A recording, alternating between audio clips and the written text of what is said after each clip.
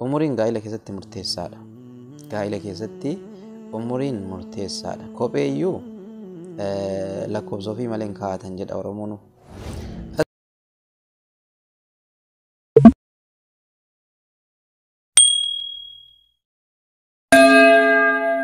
Baay'ee jaalladhu wayiin qabaa jette. Innillee baay'ee na jaallata, anillee baay'een isa jaalladha.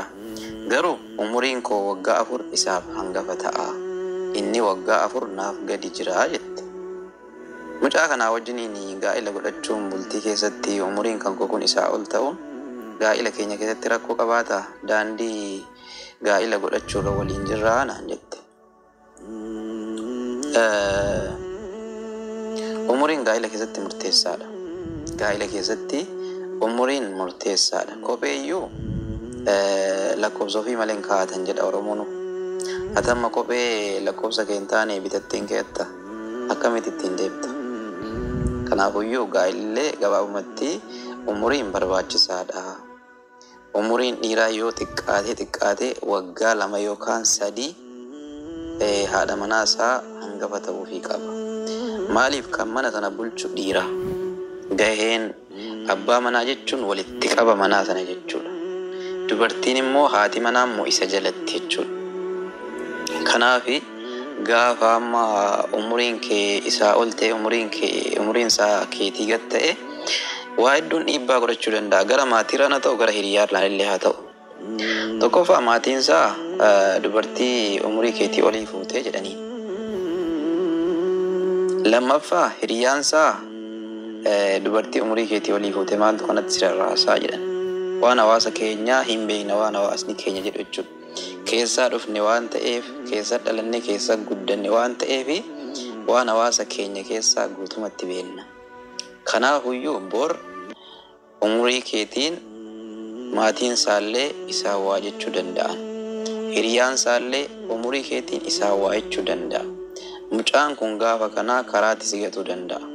Gaa'illi keessan karaatti gufachuu danda'a jechuudha.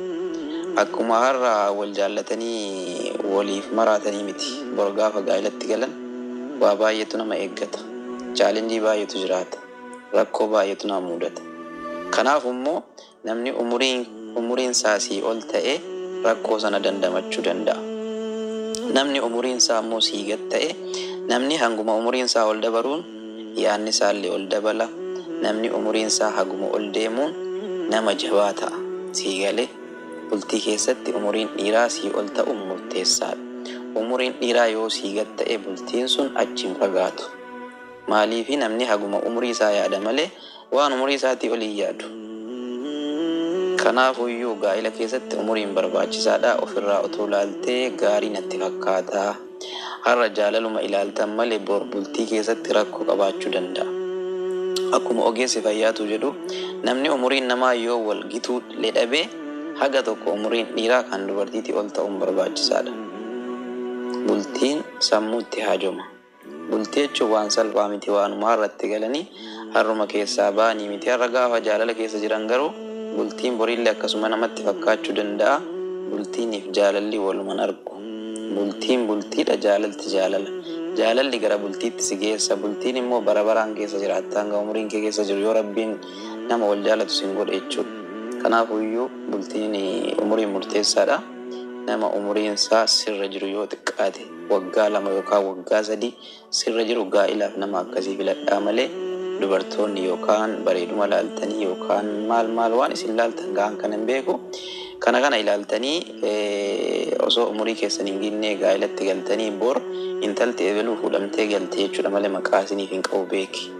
Kanaafuyyuu ofirraa waan akkasii ilaaluun dirqama keessanii isiniin jechuun barbaada. Hordoftoota koo nagaan lafa jirtanitti isiniif haa ta'u jirtuu isin yaadeeraa isiniin jira. Haara kan dhuftan immoo Noora Abbaa Ganagaan dhuftanii hanaa dhufu isiniin jecha chaanaalii kan immoo subscribe gochuutii hin dagatinaa isiniin jedha. Sagalee mucaa dhaggeeffattanii turtanii yaadni kun keessumaa namoota gaa'ila hin dhaabanne jaalalli gaadha. Jaalalli jiraannaan umuriin rakkoo hin qabu. Jaalalli jiraannaan bakka wanni kamiyyuu rakkoo hin qabu kan jettanii hedduu keessan jiraachuu dandeessu jechuudha. Jaalalli utuma jiru wanti hundumtiyyuu iddoo isaatitti barbaachisaadha waan ta'eef keessumaa jechuudha shamarranii nama ishiidha olii nama ishii jiraachisuu danda'u nama gaa'ila keessatti illee jechuudha bilchina kan qabu jechuudha kan ishii filattee itti heerumuuti qabdu.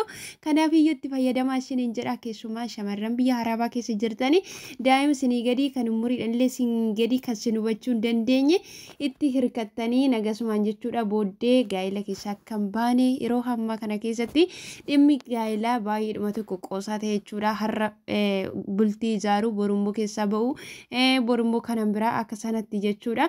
Kanaaf obboloota koo umurii qabnu iddoon taanetti guburra namuma nu madaalu tokko namuma bakka umuriidhaan illee waggaa muraasa nu dursu tokkotti gaa'ila waliin dhaabachuu wayya maaliif dubartiin dhiira dursuurra dhiirri dubartii dursuu wayya isiniin jedha. Kanaaf iyyuu daa'ima isinii gadii gaafa filattan daa'imni isinii gadii isinillee hubattu darbeellee jechuudha. Laphee isin dhukkubsiti keessumaa ijoolleen mana madaamii keessa jirtanii jireenyi biyya namaayyuu baay'ee tokko nama dadhabsiisaa laphee nama dhukkubsaa kana biraan immoo ganaa deebitanii waan hin taane keessa akka hin galle yeroo nama jireenya keessan bultii keessanii fi yeroo filattan ilaalladhaa filadhaadha keessuma jechuudha. Onlaayinii kanarratti yeroo hammaa kana wanti hundum teknooloojiin babal'atee namuyyuu suura isaa noormaali eenyummaan isaa noormaali viidiyoos ta'ee suura isaas ta'ee wanti isin argitan hin jiru. Namni yeroo ammaa kana aappii garaagaraatiin artishaalee ta'ee to'ii dhumeera jechuudha. Kanaaf iyyuu adaraa keessanii jireenya keessan irratti akka hin qoosne